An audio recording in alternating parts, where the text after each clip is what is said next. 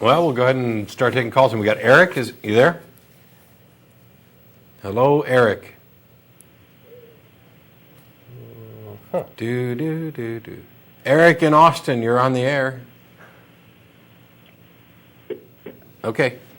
Eric's question, don't erase it just yet, was supposedly, how do you guys feel about the historical facts having to do with Christianity?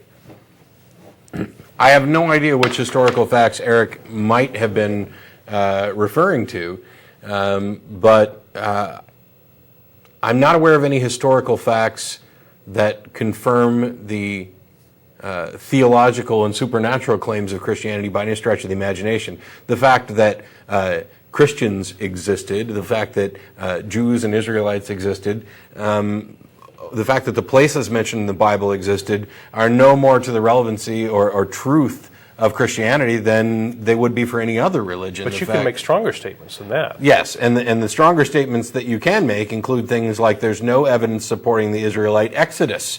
That would be something huge that we would expect information from. You're talking about supposedly 3 to 4 million Egyptian slaves, which is just an absurd number to begin with. And if you calculate them plus the animals that they supposedly left Egypt with and had them spaced like 50 people apart, it would have taken a week to cross the Red Sea. That's how many there were.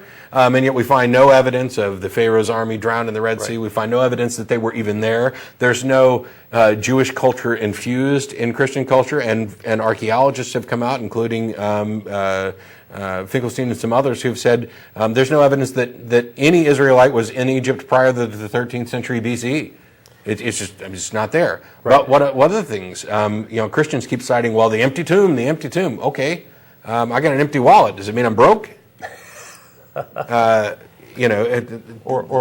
think there was a recent discovery that Nazareth didn't exist even at the time Jesus lived. Yeah, it was more recent. So how could Jesus be from Nazareth when it didn't exist? Well, we already know, even the Bible doesn't say he's from Nazareth. They just put of Nazareth on there at the end in order to fill, or the author of Matthew, in order to fulfill a perceived Old Testament prophecy. But the bigger thing is that there is a legitimate scholarly question as to whether or not Jesus existed. Now, I'm once again not saying Jesus didn't exist. I don't think there's enough evidence to say that that's the case.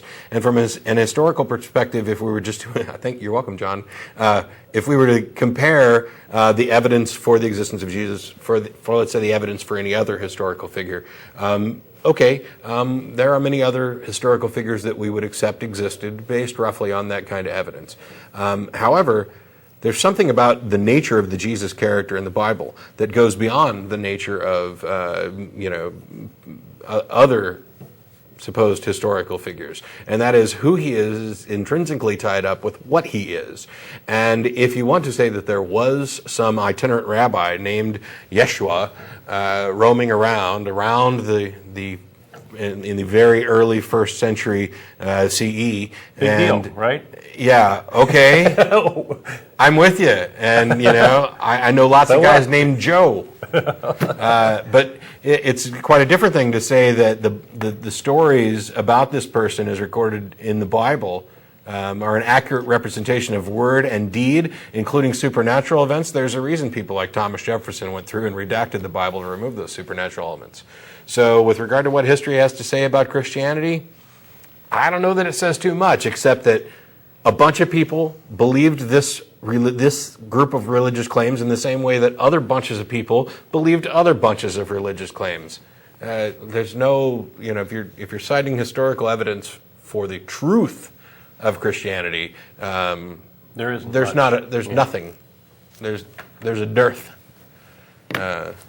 Go out and dig some more, I guess. Maybe you'll find a footprint. That's why you got to have faith. You'll find a rock that was signed by, Slaughter Buckfast or, whoever. But anyway. Yeah.